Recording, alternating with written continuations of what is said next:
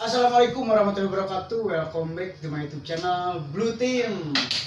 Oke, di video sekarang saya alhamdulillah bisa bertemu langsung dengan Michael Howard. Siapa yang tidak tahu dengan beliau, dan alhamdulillah untuk di video kali ini beliau bisa menyempatkan diri langsung bercerita tentang pengalaman baris bahas residivis. Oke, sebelum lanjut ke videonya, alangkah baiknya buat kalian yang belum subscribe dulu. Saya hitung sampai 5 detik untuk kalian subscribe. 5, 4, 3, 2, 1. Gaskeun. Jadi gini Bang, di channel Blue Team ini ada yang namanya baris. Apa tuh bahas residivis. Nah, jadi kira barista. Jadi kan Abang ini pernah mengalami masa-masa kelam kan? Ya. Waktu di Amerika. Nah, saya cuma ingin mengejar pengalaman Abang waktu di Amerika. Dari awal pertama ketangkap sampai masuk dan sampai sekarang di sini. Gue di Amerika banyak yang ketangkep ya. Maksudnya bukan ketangkep gimana tuh? Gue masuk penjara tuh ada 5 kali. 5 kali. Jadi penjara anak-anak tuh 2 kali. Itu umur 16, 17. Terus penjara dewasa 3 kali. Jadi 5 kali ya. 5 kali. Ya. Tapi yang lanjut? Yang lanjut kemana? Ya maksudnya itu udah ke LP atau kebalik ke Indonesia, deportasi. Nah, berarti dari pertama ketangkap itu umur 16. Umur 16 tahun dengan kasus itu gue ke sekolah mau berantem, mau ribut. Ya, jadi gue bawa pisau lah segini. Berantem tas. Ya. Entah gimana caranya gue bisa ketangkep. Ya, biasa bro, pasti ada yang ngaduin. Ya. Iya. Tapi nggak sempat sampai lanjut atau sampai di itu gue masuk penjara anak-anak. Karena yang pertama kali gue masuk hampir 2 bulan apa berapa ya. Terus yang kedua di umur? Gue nampol orang di umum. Kalau untuk di Amerika nampol juga sama? Maksud kayak di Indonesia ya? Enggak, kalau di Amerika itu mereka lebih strict sama kekerasan dibanding narkoba. Jadi kebalik bro sama sini bro. Jadi kalau di sana lu kasus-kasus kekerasan itu mereka benar-benar tuh gimana banget ya, pokoknya perlakuin lu udah kayak lu penjahat banget gitu. Ya. Beda gitu. Beda bro. Lu mau bawa narkoba di situ 1 kilo, 2 kilo gitu. Hukumannya tuh mungkin setengahnya dibanding lu kekerasan. Ya, tapi tergantung juga kekerasannya apa. Dan masuk lagi lah Abang di tahun di umur yang sama. Yang di penjara dewasa itu sekitar umur 29. Dengan kasus yang mukul, pencobaan pembunuhan. Percobaan pembunuhan. Tapi gagal. Tapi gagal. Gue nggak tahu apakah gue harus berharap itu berhasil apa enggak bro?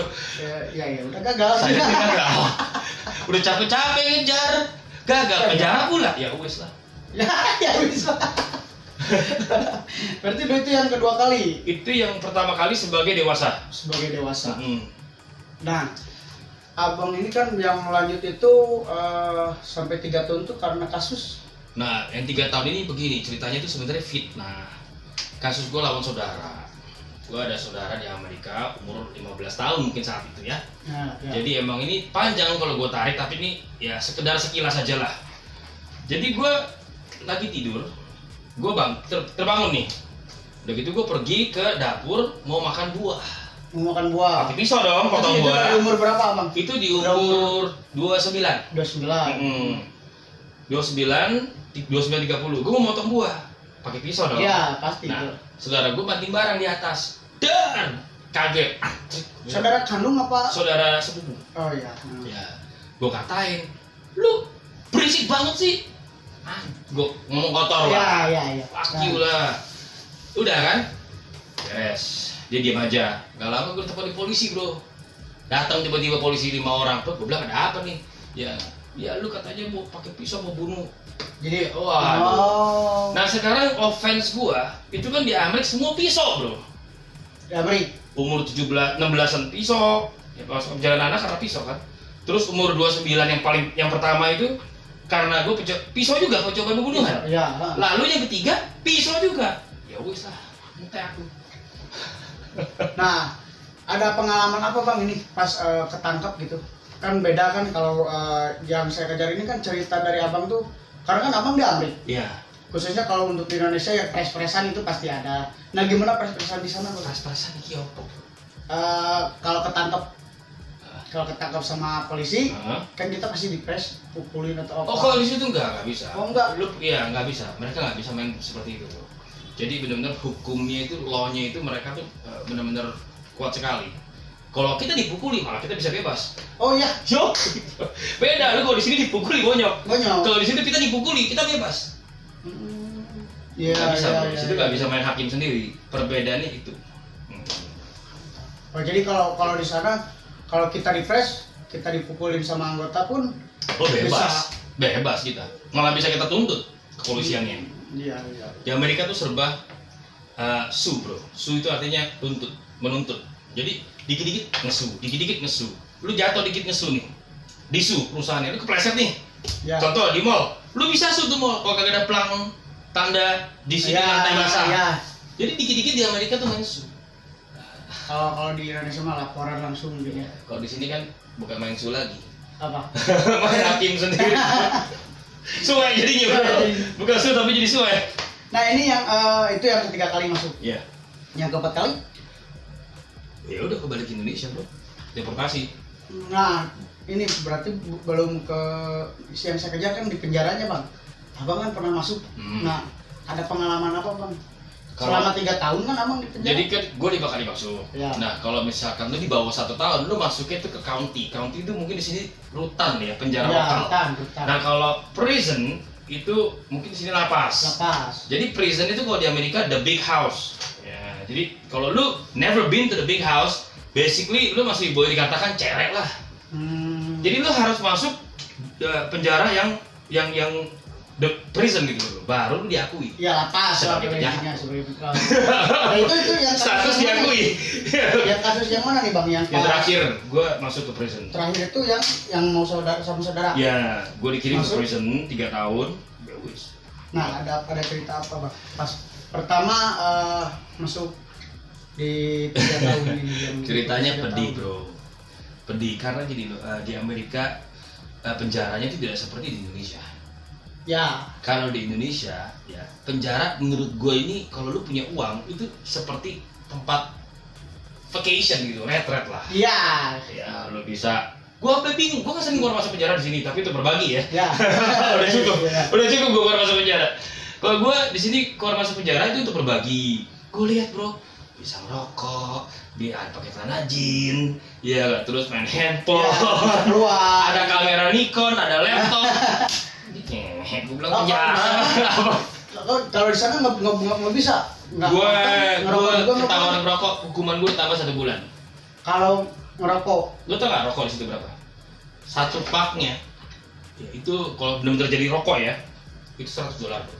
$100 tuh berarti hampir 1 juta lebih. Jadi rokok di situ nggak ada rokok seperti ini loh, nggak ada. Jadi tembakau lepas. Lo linting sendiri. Jadi nggak padatnya nggak seperti ini ya, tergantung sih kepadatannya. Ya. Tapi di situ kan pasti dilinting setipis mungkin gitu lo biar bisa dapat banyak. Ya. Kan? Itu $100. Kalau lo ketahuan, hukuman lo ditambah 1-2 bulan. Gue udah ketahuan, tambah 1 bulan. Terus tambahan gue pakai ya, sabu. Di dalam sabu ada bro, tapi sabu di situ, nah gitu dulu bro. Kalau di sini kan 1 gram, ya contoh lah 1,5. Gitu. Dalam lapas pasti di sini lebih murah. Ya. Nah di sana dalam lapas itu harganya gila bro. Bisa berkali-kali lipat. Lu tahu 6 garis kecil ya. Itu $50. Berarti 600.000, 700.000. Itu cuma jadi 6 garis kecil. Bayangin aja berapa kali lipatnya. Kaya dong. 10 kali. Ya mereka yang kaya, gue miskin. Nah ini Bang, pertama kali masuk gimana perasaan Abang? Apakah ada down atau ya karena itu langsung ke lapas bukan ke rutan? Gue takut, pertama gue takut karena kalau udah di prison itu udah beda lagi permainannya sama di rutan. Medan perangnya beda. Ya, medannya beda, peraturannya beda, politiknya juga beda. Jadi pertama gue takut karena di situ benar-benar the big boys gitu loh. Penjahat kakak ya. Penjahat kakak.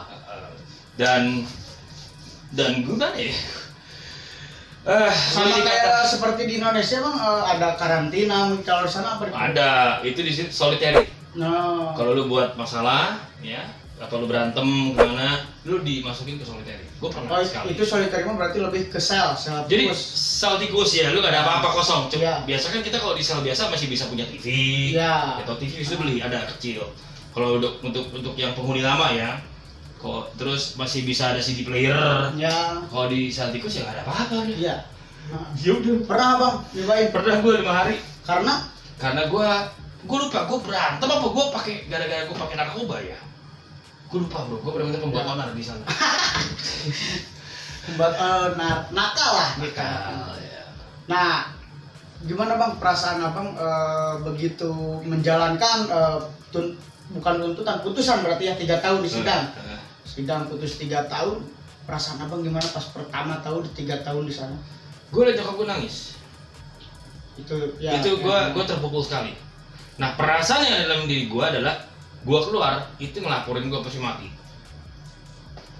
Yang laporinnya itu kan saudara. Gue gak peduli. Saudara kalau bisa sampai ngelaporin gue, bahkan ngejeblosin gue, memberatkan gue di pengadilan. Gue katanya sobek-sobek Alkitab lah, anjing babi dalam hati gue. Ini negara Kristen, lu bilang gue sobek-sobek Alkitab. Ya, sekarang aja kalau misalkan lu lagi pengadilan di sini di Indonesia, negara Muslim kan, ya. Lu sobek-sobek Al-Quran, kira-kira gimana bro? Iya. Ya. Ngejeblosin kan? Iya. Memberatkan. Memberatkan. Jadi gue bilang, anjing, tunggu gue keluar, gue pasti mati. Bahkan dari dalam gue mau kirim orang, karena dia keluar nih, lu kasih gue cukup $2.000, gue matiin. $2.000 berarti sekitar? Ya, mungkin saat itu rupiah 10.000 20 juta. Mantap. Tapi ada dari pihak mereka, melalui nyokap gue katanya mau damai. Ya. Ya udahlah. Kalau di sini mungkin mediasi. Ya, tapi kan abangnya udah di lapas. Udah di lapas. Kalau kirim orang kan nggak masalah, tinggal gue kasih tau alamatnya nih, mukanya ini. Ada pengalaman apa lagi bang selama 3 tahun? Itu di nama penjaranya apa bang? San Quentin. Lalu gue dioper ke Sac County. Itu San Quentin tuh penampungan, 6 bulan gue di situ. Iya, penampungan berarti kalau di sini mah karantina mungkin. Bukan, penampungan. Penampungan Pas lu baru masuk, lu kan masuk di mana sel yang rame-rame dulu. Ya. Untuk nentuin lu masuk ke sel mana gitu lah, ya kan? Gitu. Jadi sama kayak gitu di Amerika. Penampungan 6 bulan tersiksa banget, tuh nggak boleh kemana-mana, di dalam sel terus. 2 orang, sel kecil, ya udah jalanin. Ada kejadian apa bang? Kalau gue sih nggak ada, karena kan kita kalau Asia digabungnya sama Asia. Jadi di situ persuku kalau udah masuk ke penjara. Iya, sama. Jadi berarti di sana juga sama persuku. Karena di Indonesia juga kemarin sempat sama Bang Bulls juga, iya emang. Lu satu ini sama Bang Bulls? Apa sih bang? Enggak, bukan. Oh. Belum pernah saya bang. Oh, belum pernah masuk penjara? Belum. Oh, gua kira tuh udah bro. Wah lu bro, lu belum lulus bro, lu gak layak ini bro untuk wawancara gua bro. Lu belum lulus, Bol. Ini belum lulus bro. Ini berlayar cuma sebentar, tapi sebentar juga udah hitungan bulan. Oh, di mana? Polres sama berarti? Polres. Belum lulus bro. Jadi bahasa ya bang. Kan udah. Mungkin gue udah terbiasa bro. Ya. Mungkin gue udah terbiasa wawancara orang. Jadi malah gue nih kayaknya wawancara lu. Lu kasus apa bro? udah sekarang nggak abang lagi. Balik lagi kita cerita tadi bang. Ya. Gimana bang? Saya kan selama 3 tahun pasti ada pengalaman. Ini untuk kan ada gambaran kalau di Google atau di mana saya lihat penjara Amerika tuh sendiri-sendiri bang. Betul gitu. Apa yang sendiri-sendiri? Di selnya? Enggak, berdua. Tapi tetap ada blok. Ada per blok ya? Per blok tapi satu. Kayak A blok, C blok, D blok gitu. Ada iya. Satu kamar berdua. Ini kalau untuk level 3, level 4. Level 1, level 2 itu di rame-rame. Oh. Jadi dia gede kayak di kapal terbang punya ini tuh. Hangar ya, hangar. Panjang banyak banget gitu. Gabung rame-rame. Jadi kita masih bisa ngerokok gitu loh. Kita masih bisa ngapain. Itu ya kelas gimana ya? Kakap lah kalau ini. Bukan kakap tapi dibilang itu masih yang belum terlalu berat. Ya. Nah, gua kan kasusnya kekerasan. Gitu. Pencobaan ya dia lihat kok di Amerika tuh lihat kasus yang pertama. Kasus gue yang pertama apa? Controlling case tuh. Pencobaan pembunuhan. Nah, jadi gue masuk ke level 3. Level 3 itu gue disatuin sama temen sel gue, seli gue itu seumur hidup bro. Seumur hidup. Jadi gue serba salah tuh di situ gak berkutik. Ya, kanan kiri mentok. Ya. Susah. Mau ke sana, mau kemari susah. Tetap dia. Orang dia udah seumur hidup di situ. Iya. Lu rese-rese sama dia, gue yang dibunuh sama dia. Kan jelas. Jadi gue cuma Bro, merokok tuh nggak sehat loh. Nggak sehat? Jangan. Jangan. Kalau menurut gue sih jangan. Bagi rokok dong. biar lebih santai lah obrolannya. Itu rokok. Ngerokok. Enggak, gue bercanda. Saya tidak merokok. Karena memang tidak sehat rokok itu. Apalagi di saat-saat seperti ini. Ya, merokok itu menurunkan daya tahan tubuh. Karena entah kenapa ya, memang mungkin kandungan kimianya ada di dalam. Oh, ya. Kalau minum itu menaikkan daya tahan tubuh. Oh, berarti sekarang harus minum Kita dulu. harus minum dulu. Nah, mau yang lebih jauh lagi, lu nyabu. Enggak. Lu dulu nyabu juga. Ya, dulu ketangkap. Ya udah kenapa nyari saya, Bang? Bukan, bro. Seru, bro. Kita kalau ngomongin masa lalu tuh gak bisa habis ya. Iya, betul. Banyak sekali kenangan lamanya gitu, Nah. yang bisa dijadikan pelajaran. Iya, itu. Makanya sekarang ada bahas residivis. Lu berapa lama, bro, narkoba? Narkoba dari tahun 2014 Sampai 2018. sabu. Sabu, ganja, ya semua. Bisa lepas juga? Ya, keluarga lah intinya, anak istri. Wah, Kasian, habis uang terus buat nebus. syukur lu gak sempet kena putau lu. Wah, Ya. itu repot bro. Ya, bukan nggak kejamanan sih. Tapi hebat lo lu bisa lepas lo bro. Itu Ya udah, kenapa jadi bahasa? Udah sekarang lanjut aja ke jadi gua nanya dia. ke pembahasan cerita tadi, Bang, yang kita tahu. Dan ini dijawab aja lagi mending. Jadi gimana, Bang? Lanjut. Udah. Yuk, gimana nih? Ya. Ada pengalaman yang mungkin tidak bisa dilupakan. Yang paling ngehe di penjara Amerika tuh apa bro? Apa? Lu nggak bisa manggil cewek ke dalam. Oh, itu di sana nggak bisa. Kalau di sini kan masih bisa. Ya. Di sana nggak bisa bro. Ini 3 tahun gua, 3 tahun. Handphone ada? Lu ada majalah? Iya, gua cariin seo. Jadi selama 3 tahun gimana tuh, Bang? Ya pelampiasan ya udah mau nggak mau. Majalah. Giliran selling gue lagi kerja, ya udah gue di sel. Kita sebagai seorang cowok gak semua munafik lah bro. Ya betul. Ya, kalau di sini kan mungkin beda lagi ceritanya. Hmm. Kalau di Amerika nggak bisa bro. Itu sengsaranya begitu. Mental lo kayak benar-benar dihajar. Sedikit pernah nonton nih, Bang, di YouTube channel Abang. Abang yang nyeritain tentang penjara Amerika. Ya. 3 tahun dinginnya penjara Amerika. Nah, Itu lumayan loh, hampir 550 kilo. Gue pernah iseng aja buat itu. Iseng kan gue gak kerja di rumah. ya coba sekarang dijelaskan, Bang. Jelasin. Betul nggak itu? Itu betul. Karena Abang mengalami kan. Sebuah di situ betul. Gini loh, banyak sekali yang aduh gimana ya? Kalau lu lihat sendiri tuh, man you know gangster man, lu bukan gangster. Buktikan kalau lu gangster. Sekarang gue gimana membuktikan bahwa gue seorang gangster? Ya. Sekarang gue masuk geng itu umur 16-an. Ya. Umur 16-an gue masih pakai handphone apa tahun 96? Terus 96. Di Amerika gue pakai pager. Enggak. Lu gimana mau ngerekam? Iya, betul. Jadi gue udah gak ada bukti bahwa gue tuh geng member. Lagi pula itu tahun 96 bro. Iya, karena 97. gadget Lu mau nyimpen foto dari tahun 96, apalagi teknologi pada waktu itu masih benar-benar nggak kayak sekarang ya. Iya. Jadi gue bukan yang nggak mau ada bukti, tapi kalau lu benar-benar perlu bukti, silakan lu cek ke kedutaan besar Indonesia di San Francisco. Benar nggak gue geng member? Karena datanya semua dari polisi situ ada. Bagi lu yang menganggap gue bahwa ya gue bukan ya cuman bullshit gitu loh. Mantan gangster Amerika, Bang, itu kan. Gue bukan gangster capek gimana banget, Ya. tapi gue benar-benar masuk dan gue benar-benar anggota. Nah. Sebenarnya gue gak mau di branding gangster bro, ini Ya. brand gangster ini kan hitam putih. Karena gue dipanggil Ya, dipanggil dia. gue maunya Ya. di branding mantan narkoba. Kenapa? Karena duitnya lebih banyak bro. Mantan gangster. Dah sekarang zamannya narkoba. Kalau lu di branding mantan narkoba bertobat, yang nyari lu kan pasti ya mungkin papa mama orang tua yang pada anak. Ya. Duitnya lebih banyak, tapi gue di branding mantan gangster gimana? Tapi bener nggak apa gue mantan gangster? Apa gue Anggota. gue bener bro. Untuk hal seperti ini ngapain juga bohong? Iya. Ya sekedar ya tahu aja teman-teman. Karena banyak sekali di channel itu gue nih. Wah, yang nantangin gue bro. Nantang gimana? Berantem. Lu gangster Amerika, lu gangster Indonesia juga gak kalah. Ya gue paham perbedaannya gangster Amerika sama Indonesia. Kalau di Indonesia lu berantem sini pada pakai pisau parang. Betul. Kalau di Amerika pistol. Kenapa? Pistol di situ cuman $400, 5 juta, 6 juta. Nah di sini pistol puluhan juta bro.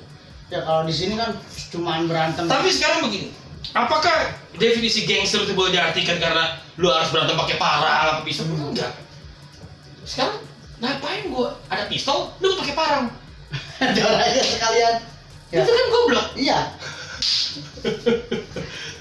Tapi kalau gue pernah tembak-tembakan berapa kali, bro? Nah, gimana nih? Gue nggak pernah kena. Itu waktu di Amerika. Di Amerika, alhamdulillah. Itu bener nggak bahasanya? Gue nggak pernah kena, bro. Sama polisi itu tembak-tembak. Sama geng. Enggak dong, sama geng member dong. Oh. Karena sama gue geng lain. lari paling cepet.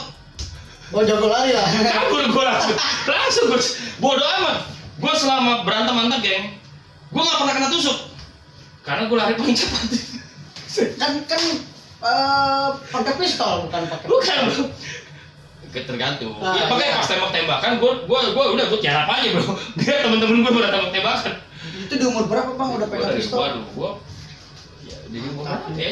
Geng members gue pasti ada pistol, bro. Ada temen-temen gue pasti ada. Oh jadi tiap yang masuk geng itu pasti enggak, pasti ada 3 atau 4 orang yang megang pistol gitu. Nggak mungkin nggak ada pistol, bro.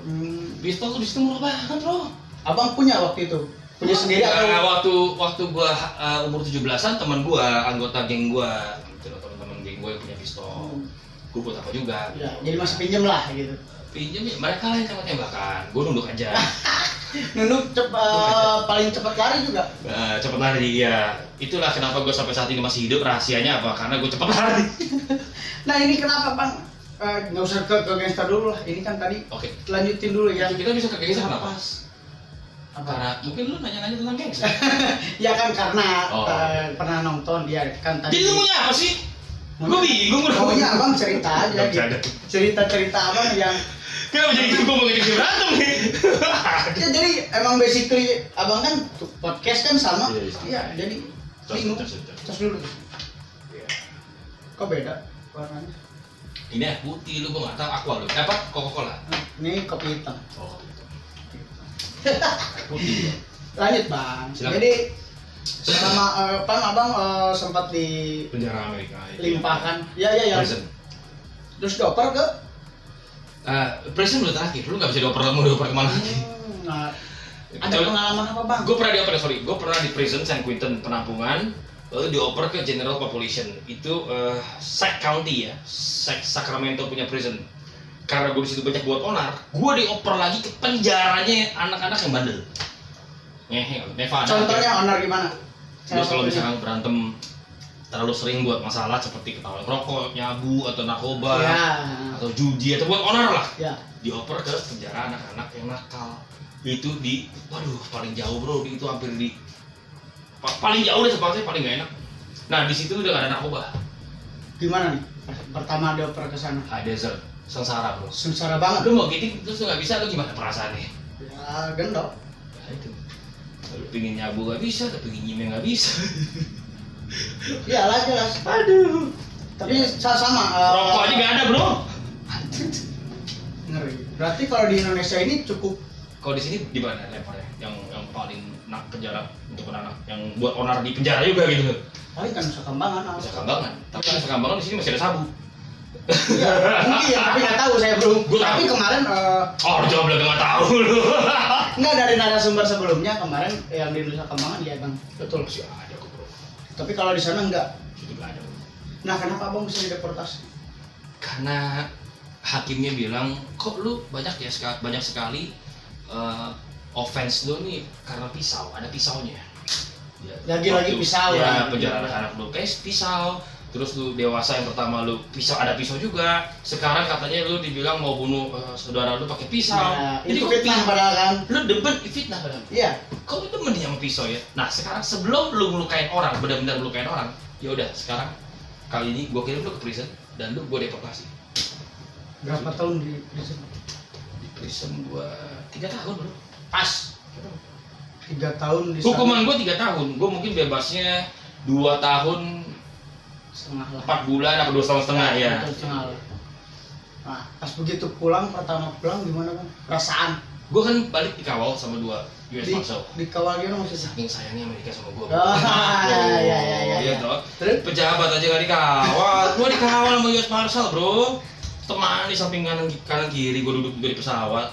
Maaf ya, seorang. Karena deportasi di Amerika atau langsung dideportasi ke langsung Indonesia? Deportasi, kan pasti deportasi. Berarti dia harus ngirim gua. Oh sorry, gua masuk dulu ke penjara imigrasi, itu mah gak ada apa-apanya lah. Nah, terus baru deportasi. Kawal sama 2 US Marshal sampai Indonesia. Berarti pulang langsung di sini, udah langsung di Indonesia. Langsung di Indonesia. Berarti nggak ketemu orang tua dong? Ketemu orang tua bisa jenguk. Oh ya. Yang paling kampret tuh apa tau nggak? Pas sebelum gue deportasi kan gue minta nih baju-baju gue dikirim satu koper. Anjing bro, yang branded hilang semua bro. ya. Penjara imigrasi tukang ngembat juga nih apa officernya hilang semua bro. Kalau di sini Armed mungkin. Gue ditinggalin anduk sama kaos. Itu berarti banyak pelajaran bang ya, banyak pengalaman juga di sana. Ya lumayan lah. Tapi untuk sekarang masih mau masuk penjara? Kalau di Indonesia ya gimana ya? Kau mikirnya lama bang? Sabunnya murah, pasti ada pujian. Ya enggak lah bro, dimanapun juga kan penjara kan nggak enak. Ya saya enak-enaknya lu boleh bilang penjara itu ada di Indonesia begini, tetap aja penjara, cuma bisanya di situ-situ doang. Betul. Ya toh, kecuali itu kan lu orang penting apa orang gimana tertentu baru lu mungkin bisa dapat sedikit keleluasaan. Ini setahu gua ya. Karena gua banyak lihat di mana ya kayak Mata Najwa itu yang pas si Najwa Shihab yang dia masuk penjara. Iya. Ya yang di Sukamiskin. Banget nih. Nah, yang khusus korupsi. Ya. Wih, toilet seatnya ada berapa ini? Iya. Ada kulkas, TV, wow itu udah kayak pesan apartemen lah gitu. Yo. Nah dan begitu abang pulang ke Indonesia, udah banyak. Stigma karena kita pernah di penjara pasti pada ngejauh bang. Ya. Betul kan? Apalagi abang nggak tahu Indonesia atau udah pernah hidup di Indonesia sebelumnya? Saya pernah umur 10 saya ke Amerika, balik liburan pernah lah. Beberapa kali. Umur 16 sama umur 23. Nah, begitu pertama dideportasi ke Indonesia, kan berarti jaraknya sekitar 2014, berarti hampir 10 tahun lebih ya, uang di Indonesia. Ya beda sekali, gue merasa kayak orang asing. Tambah lagi, gue merasa seorang diri aja, karena orang tua gue kan di Amerika. Ya, oh sampai sekarang sekarang masih di Amerika.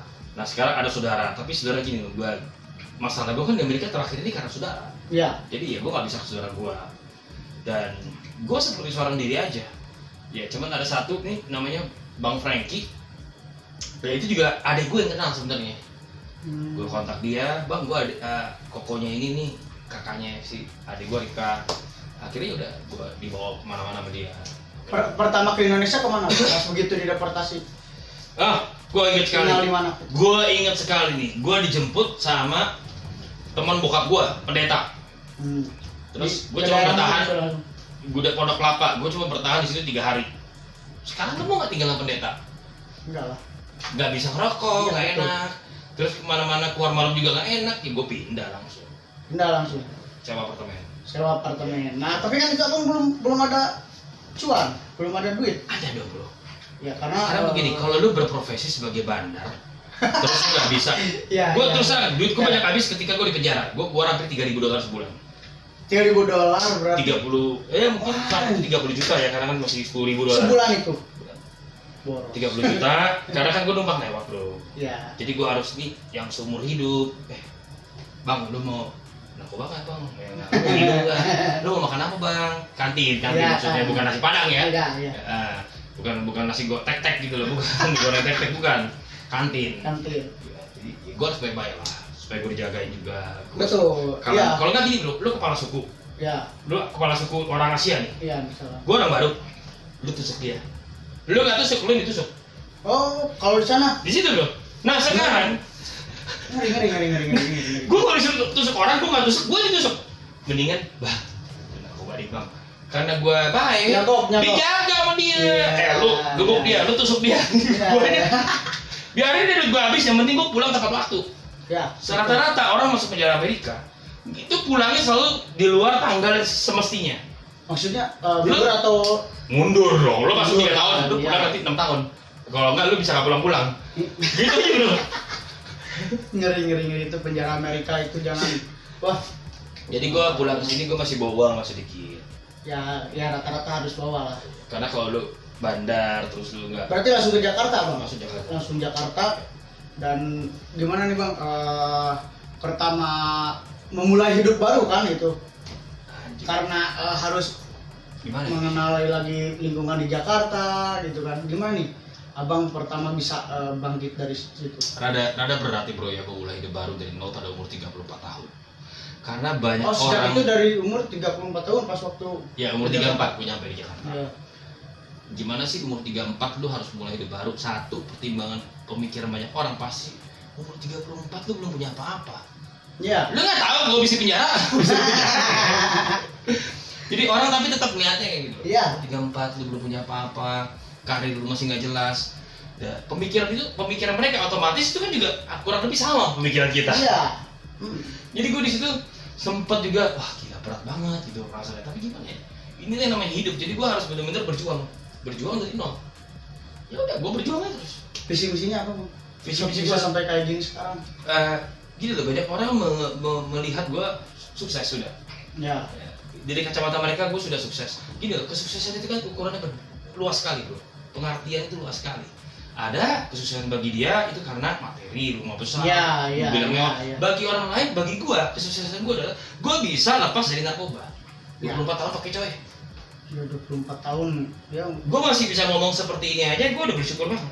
Teman gue udah pernah Bersyukur juga masih hidup, Bang. geledek, Ya. siang-siang ada geledeknya coy. Iya nggak coy, geledek, anjing siang terang bolong pakai geledek, bikin gue tampol gitu kayaknya bro. Tapi ya bersyukur, gue ini masih bisa normal. Ya. Tapi sempat di Indonesia di sini abang Gue sempat itu, 3 tahun pertama sempat. kasus atau Nggak gimana? pernah kasus, Oh, bro. kalau di sini belum pernah. Belum pernah kasus, tapi gue sempat make, sempat ya cuman lu 3 tahun keluar dari penjara, lu nggak main cewek, lu bohong. Iya jelas. Iya, Ya, kecuali karena lu di sudah tiga- cowok. Ya karena selama 3 tahun di sana enggak ada sama sekali, enggak boleh. Nggak boleh bro. Kecuali- Nggak bisa bro, kecuali Nah. udah menikah. Oh, Itu juga menikah 4 bulan atau 5 bulan sekali. ada masa tenggangnya, ada di jangka waktu Iya, gitu. ada.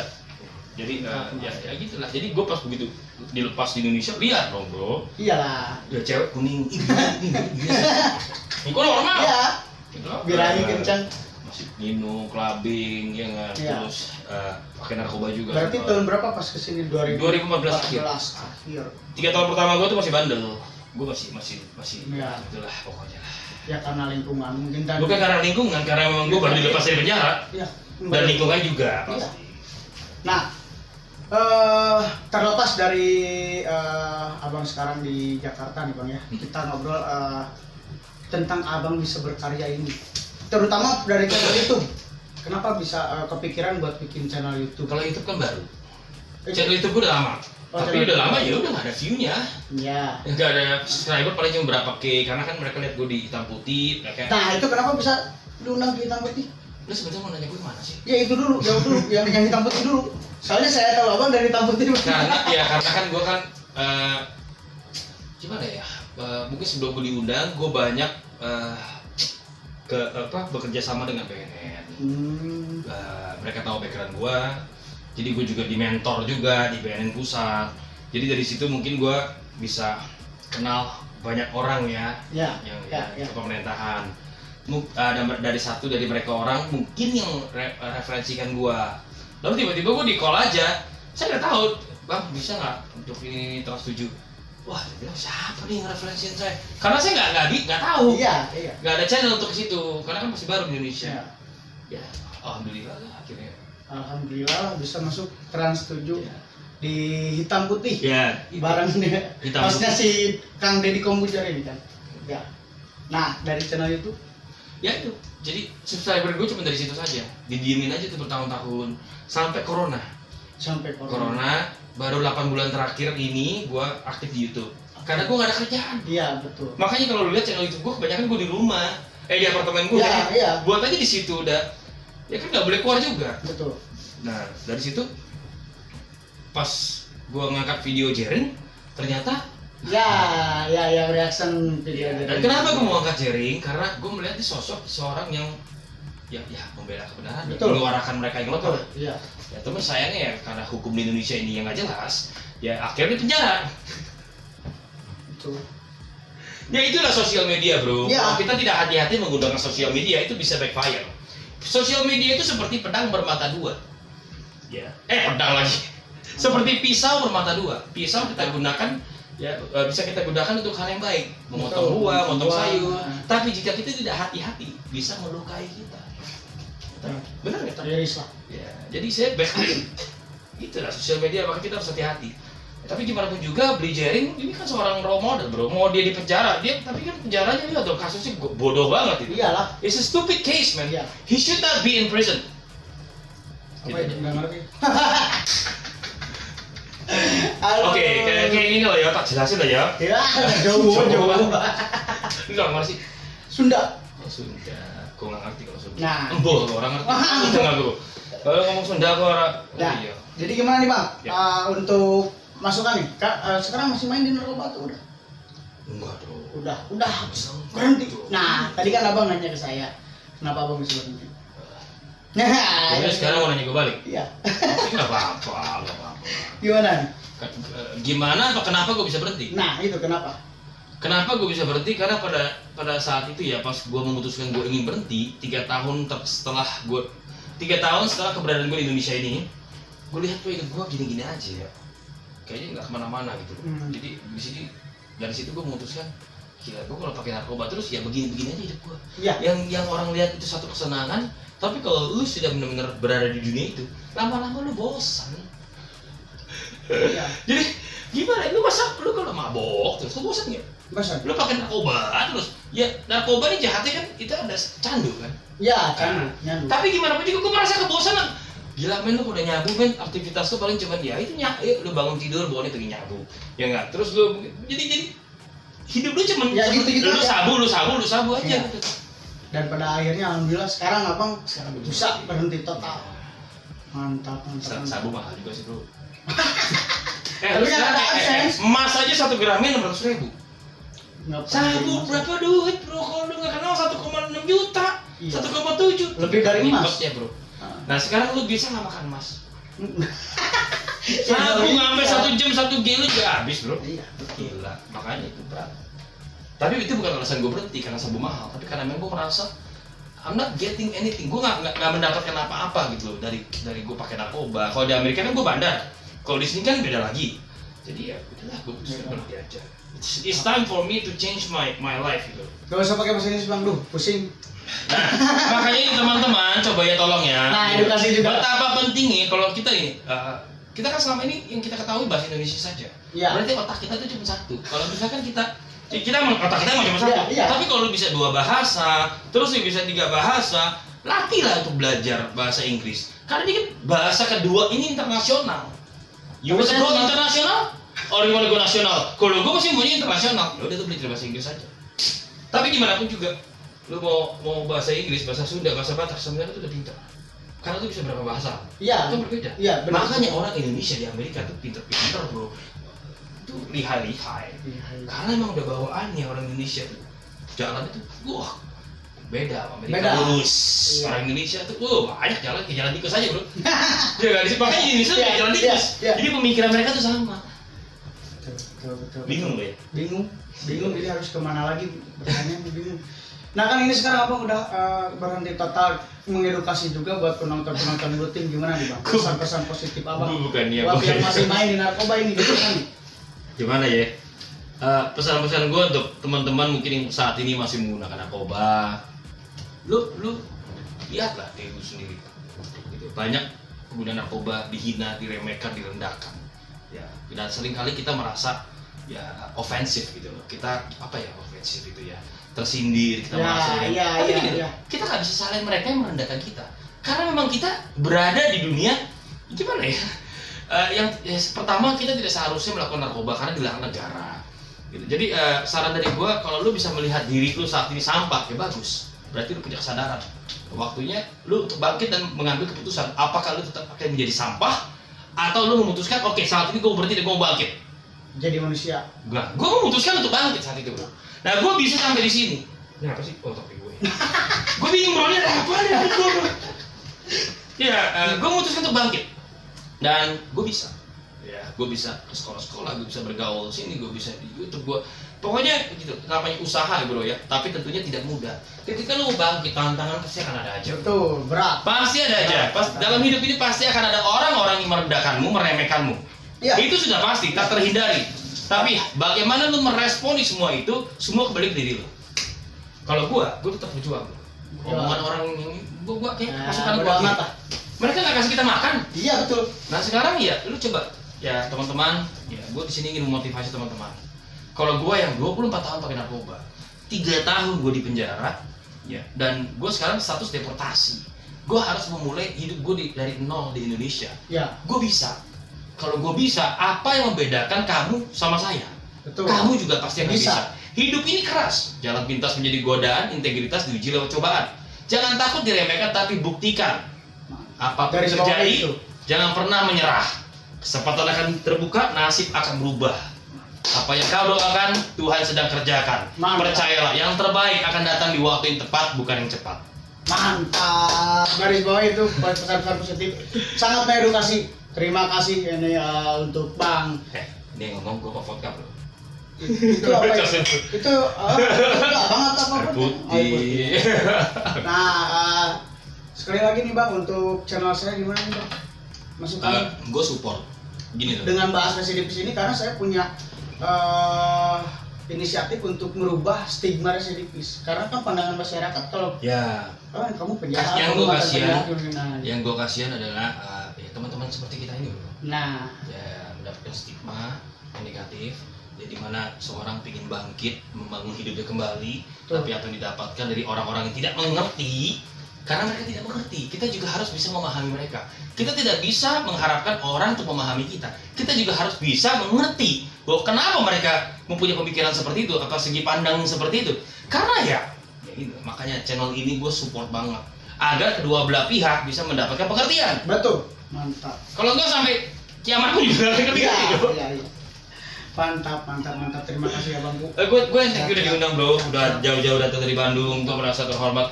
Mungkin nanti lain kali gue bisa undang lu di gue punya. Amin. Oh iya, ini. Tapi karena gue lupa main kemarin bener gak ada di schedule gue bro. Gila. Pak kalau lu nggak ini gue nggak inget bro. Iya itu Bang.